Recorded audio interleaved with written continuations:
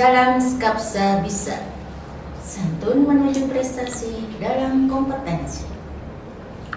Oke anak-anakku, materi pelajaran pendidikan agama Islam dan budi pekerti kelas 12 semester 5 kali ini akan membahas tentang pernikahan dalam Islam.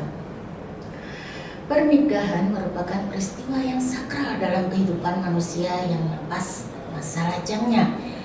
Pernikahan atau perkawinan adalah akad yang menghalalkan pergaulan, membatasi hak dan kewajiban seorang laki-laki dan seorang perempuan yang bukan muhrim. Oke, kita bahas munakahat kali ini. Di antaranya yang pertama adalah membahas tentang pengertian pernikahan, hukum pernikahan, kemudian 3 tujuan pernikahan, rukun pernikahan, syarat pernikahan, hak dan kewajiban suami istri, hak kewajiban suami ataupun istri. Kemudian yang terakhir kita bahas masalah hikmah pernikahan. Ketentuan hukum Islam tentang pernikahan. Yang pertama adalah munakahat berarti pernikahan atau perkawinan.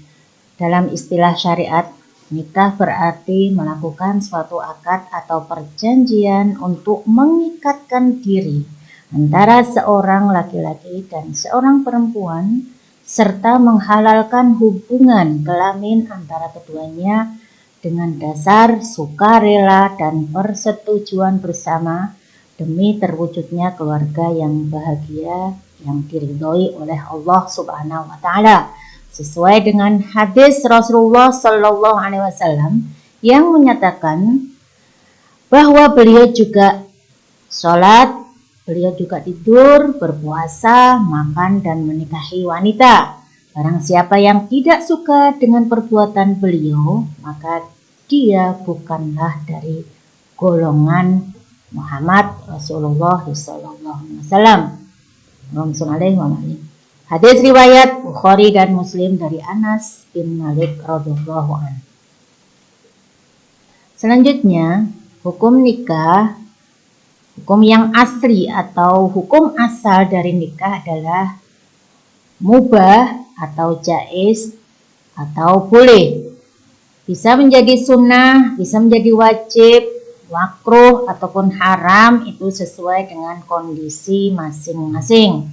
Dikatakan sunnah bagi yang ingin menikah, mampu menikah, dan mampu pula mengendalikan diri dari perzinahan walaupun tidak segera menikah. Artinya keduanya masih bisa mengendalikan nafsunya.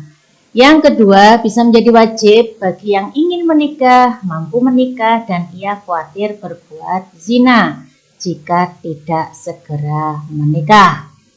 Yang ketiga, makruh bagi yang ingin menikah tetapi belum mampu memberi nafkah terhadap istri dan anaknya. Ini contohnya, anak kelas 12 menikah dengan seorang perempuan yang masih kelas 10. Karena terpaksa kemudian dia menikah, ini makruh. Yang keempat adalah haram bagi yang ingin menikah dengan maksud menyakiti wanita yang akan dinikahinya. Jadi karena sakit hati kemudian ingin balas dendam, dia terpaksa menikahi perempuan karena dengan niat ingin menyakiti hati seorang perempuan tersebut. Ini haram. Kemudian kita lanjutkan dengan apabila kita belum siap untuk menikah, maka disarankan oleh Rasulullah Shallallahu Alaihi Wasallam dalam hadisnya, wahai para pemuda, jika di antara kamu sudah memiliki kemampuan untuk menikah, hendaklah ia menikah, karena pernikahan itu dapat menjaga pandangan mata dan lebih memelihara kemaluan atau kehormatan. Dan barang siapa tidak mampu menikah, hendaklah ia berpuasa. Sebab puasa itu menjaga baginya atau penjaga baginya. Hadis riwayat Bukhari dan Muslim. Selanjutnya kita bahas masalah tujuan pernikahan. Tujuan pernikahan yang pertama adalah untuk memperoleh rasa cinta dan kasih sayang. Sesuai penggalan surat dari Ar-Rum ayat 21 yang berbunyi Bismillahirrahmanirrahim, wa ja'ala bainakum mawaddatan wa rahmah. Artinya, dan dijadikannya di antara kamu rasa kasih dan sayang. Yang kedua, untuk memperoleh ketenangan hidup. Sesuai dari penggalan ayat masih surat Ar-Rum ayat 21 yang menjelaskan Bismillahirrahmanirrahim, wa min ayatihi an khalaqalakum min anfusikum azwajal litaskunu ilaiha. Dan di antara tanda-tanda kekuasaannya ialah Dia menciptakan untukmu istri-istri dari jenismu sendiri, supaya kamu cenderung dan merasa tentram kepadanya. Ini bisa diibaratkan bahwa seorang perempuan itu tercipta dari tulang rusuk laki-laki. Makanya kan ada dalam Quran diibaratkan bahwa ini adalah tanda-tanda kekuasaan bahwa istri-istri kamu atau jodoh kamu itu diciptakan dari jenismu sendiri. Yang ketiga adalah untuk memenuhi kebutuhan seksual atau nafsu birahi secara sah dan diridhoi oleh Allah Subhanahu wa Ta'ala. Yang keempat, untuk memperoleh keturunan yang sah dalam masyarakat. Dan yang kelima adalah mewujudkan keluarga bahagia dunia dan akhirat. Langsung menuju ke rukun nikah. Pengertian rukun yaitu ketentuan-ketentuan yang harus terpenuhi agar menjadi sah. Yang pertama adalah adanya calon suami. Syarat seorang suami adalah laki-laki dewasa. Yang kedua, beragama Islam. Ketiga, tidak terpaksa ataupun dipaksa. Jadi suka rela atau suka sama suka. Yang keempat adalah tidak sedang dalam ihram haji atau umroh. Dan yang kelima adalah bukan muhrim calon istrinya. Yang kedua adalah calon istri. Syarat seorang istri harus cukup umur atau sudah dewasa. Jadi sudah balik tentunya. Kemudian bukan perempuan musyrik. Yang ketiga tidak dalam ikatan perkawinan dengan laki-laki lain. Yang keempat bukan mahram calon suaminya. Dan yang kelima tidak dalam keadaan ihram haji dan umroh. Selanjutnya adanya wali, yaitu orang yang menikahkan mempelai wanita atau yang mengizinkannya. Wali ada dua macam. Yang pertama adalah wali nasab, yaitu wali yang mempunyai pertalian darah dengan mempelai wanita yang akan dinikahkannya. Yang kedua adalah wali hakim, yaitu kepala negara yang beragama Islam. Di Indonesia, wewenang presiden sebagai wali hakim dilimpahkan kepada pembantunya, yaitu Menteri Agama. Dan Menteri Agama melimpahkan kepada pembantunya kepala kantor urusan agama di setiap kecamatan. Di sini wali hakim diistilahkan dengan naib atau yang diistilahkan dengan penghulu.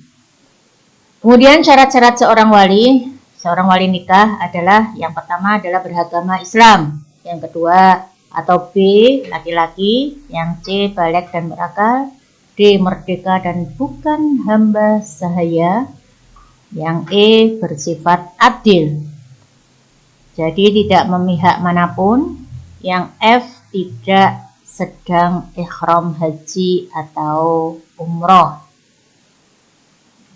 Kemudian rukun yang ketiga ada dua orang saksi. Ini mestinya yang keempat. Syarat saksi beragama Islam, laki-laki, baligh dan berakal sehat. Jangan sampai saksinya itu hilang ingatan, bahaya nanti kalau hilang ingatan. Jadi harus berakal sehat. Kemudian dapat mendengar, dapat melihat, dapat berbicara adil, tidak dalam keadaan ihram haji atau umroh. Yang kelima adalah adanya akad nikah atau ijab kabul. Ijab adalah ucapan wali dari pihak mempelai wanita sebagai penyerahan kepada laki-laki. Dan kabul atau qabul adalah ucapan mempelai laki-laki sebagai tanda penerimaan.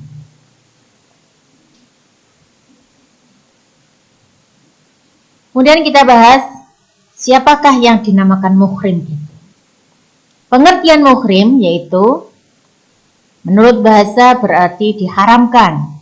Dalam masalah fikih, muhrim bermakna wanita yang haram untuk dinikahi. Siapakah itu? Yang pertama adalah karena keturunan. Jadi yang pertama ibu kandung tidak boleh dinikahi. Yang kedua anak perempuan, kandung dan seterusnya ke bawah. Yang seterusnya yang ketiga saudara perempuan sekandung, sebapak atau seibu. 4. Anak perempuan dari saudara laki-laki dan seterusnya ke bawah. Jadi keponakan tidak boleh dinikahi. Yang kelima adalah anak perempuan dari saudara perempuan dan seterusnya ke bawah. Ini adalah muhrim yang tidak boleh dinikahi. Kemudian yang kedua, karena ada pertalian muhrim dengan istri.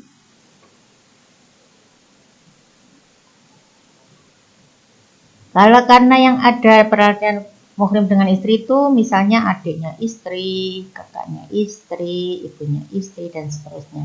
Karena hubungan sepersusuan misalnya. Yang A, ibu yang menyusui. Yang B, saudara perempuan sesusuan. Ini karena sesusuan. Nanti kita bahas masalah sepersusuan yang bagaimana itu ada pada pembagian warisan. Yang menyusui itu sebenarnya kalau ada anak perempuan, misalkan ada 2 orang ibu, yang satu punya anak perempuan, yang satunya lagi tetangganya punya anak laki-laki dan itu sebaya. Misalkan sama-sama seumur 2 bulan. Nah, kemudian yang ibunya yang laki-laki tadi pergi, misalkan pamitan beli apa belanja, ternyata sampai ditunggu-tunggu tidak pulang-pulang, akhirnya ibunya itu menyusui dari bayi laki-laki tadi. Kok sampai penuh perutnya? Istilahnya sampai warak ya, apa itu bahasa Indonesia waraknya, sampai kenyang. Nah itu berarti dia saudara sepersusuan, tidak boleh dinikahi, itu namanya sepersusuan. Kemudian karena perkawinan, siapa saja yang karena perkawinan? Yang A, ibu dari istri, tidak boleh dinikahi. Kemudian anak tiri apabila suami sudah berkumpul dengan ibunya. Jadi misalkan ibu janda, seorang janda mempunyai anak 2, menikah dengan seorang duda, punya anak 1 laki-laki. Nah, kemudian putra dari ibu tiri ini tadi maunya menikah dengan bawaannya dari suami tadi, tidak boleh karena bapak dan ibunya sudah berkumpul menjadi suami istri. Ini menjadi saudara tiri, jadi tidak boleh dinikahi. Yang C, ibu tiri baik sudah dicerai atau belum, jadi tidak boleh menikahi mantan ibu tiri, tidak boleh. Kemudian yang D adalah menantu, baik yang sudah dicerai atau belum, tidak boleh menikahi mantan menantu atau bekas menantu, itu tidak boleh. Seterusnya diharamkan atas kamu mengawini ibu-ibumu, anak-anakmu yang perempuan, saudara-saudaramu yang perempuan, saudara-saudara bapakmu yang perempuan, saudara-saudara ibumu yang perempuan, anak-anak perempuan dari saudara-saudaramu yang laki-laki, anak-anak perempuan dari saudara-saudaramu yang perempuan, ibu-ibumu yang menyusui kamu, saudara perempuan sepersusuan, ibu-ibu istrimu atau mertua, anak-anak istrimu yang dalam pemeliharaanmu dari istri yang telah kamu campuri. Tetapi jika kamu belum campur dengan istrimu itu dan sudah kamu ceraikan, maka tidak berdosa kamu mengawininya, dan diharamkan bagimu istri-istri anak kandungmu atau menantu, dan menghimpunkan dalam perkawinan dua perempuan yang bersaudara, kecuali yang telah terjadi pada masa lampau. Sesungguhnya Allah Maha Pengampun lagi Maha Penyayang. Quran Surat An-Nisa ayat 23. Intinya dari terjemahan surat An-Nisa 23 ini, bahwa pernikahan apabila itu adalah mantan dari ibu tiri, tapi karena sudah dicerai dan itu belum pernah campur dengan bapaknya tadi, maka anaknya boleh dinikahi. Cuman kalau yang namanya ada dua saudara perempuan kemudian dinikahi semua, itu tidak boleh. Jadi di Quran sudah mengatur semuanya bahwa kalau kita mau menikah satu atau lebih ya, maksudnya 2 atau 3, itu tidak boleh menyatukan dua saudara sekaligus. Kemudian kewajiban suami dan istri. Kewajiban suami yaitu memberi nafkah lahir dan batin.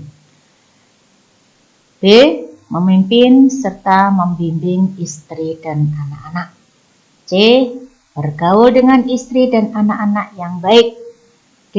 Menjaga istri dan anak dari bencana.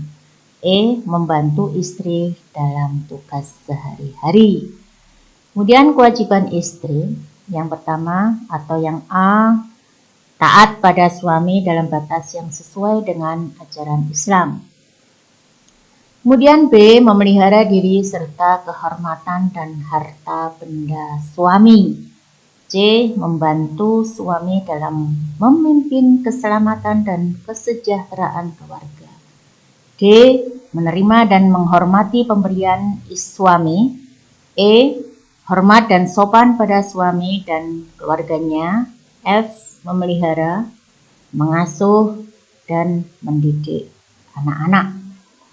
Ini ada pertanyaan, bagaimana kalau seandainya seorang istri menjadi wanita karir atau pekerja? Apa yang dilakukan? Yang pertama adalah harus ada izin dari suami, karena seorang istri ada pada perlindungan seorang suami. Apabila bekerja harus izin suami. Kalau tidak ada izin berarti tidak perlu bekerja, karena suami sudah mampu mencukupi kebutuhan rumah tangga.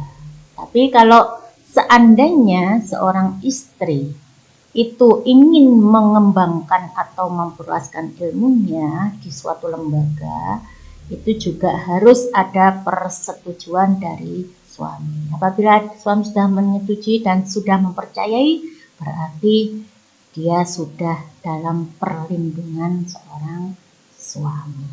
Itu boleh. Kalau menurut Imam Syafi'i, kewajiban seorang istri itu hanya satu, yaitu membahagiakan atau menyenangkan seorang suami, dan 2, mendidik anak-anaknya. Jadi kalau termasuk mendidik anak-anaknya sebenarnya sudah termasuk menyenangkan suami. Nah, itu berarti kalau yang namanya pekerjaan masak, pekerjaan mencuci, pekerjaan mengepel dan sebagainya, sebenarnya itu adalah kewajiban atau tanggungan suami, karena di sini seorang istri punya kemauan ataupun punya iktikat baik untuk membantu suami, maka kalau menurut adat istiadat Jawa, seorang istri mengambil pekerjaan atau kewajiban dari suami tadi, yaitu memasak, mengepel, kemudian membersihkan rumah dan sebagainya. Kalau menurut Imam Syafi'i itu tidak termasuk, tapi kalau menurut imam yang lain termasuk Imam Maliki itu menyesuaikan adat masing-masing. Kalau di Jawa seperti itu berarti kita ikut adat Jawa. Selanjutnya, hikmah pernikahan yang pertama adalah pernikahan merupakan cara yang benar, baik dan diridhoi Allah Subhanahu wa Ta'ala untuk memperoleh anak serta mengembangkan keturunan yang sah. Yang kedua, melalui pernikahan suami istri dapat memupuk rasa tanggung jawab membaginya dalam rangka memelihara, mengasuh, dan mendidik anak-anaknya. Kemudian yang ketiga, menjalin hubungan silaturahim antara keluarga suami dan keluarga istri. Demikian yang bisa kita sampaikan. Untuk pelajaran selanjutnya kita akan sambung di pertemuan minggu depan. Kita akan membahas masalah perceraian atau talak, kenapa terjadi talak, apa alasan talak, dan kemudian macam-macam talak itu akan kita bahas minggu berikutnya. Oke anak-anak, sekian materi hari ini mengenai munakahat. Untuk tugasnya, anak-anak bisa klik link di kolom deskripsi. Dan sampai bertemu kembali di pertemuan berikutnya dalam materi perceraian atau talak. Jangan lupa like, komen untuk mendukung program ini. Klik subscribe dan tekan tombol lonceng supaya tidak ketinggalan informasi. Dan share jika video ini bermanfaat untuk orang yang kalian sayangi. Sekolah Berbudaya Industri dan berkarakter wirausaha menjadi idola sekediri raya.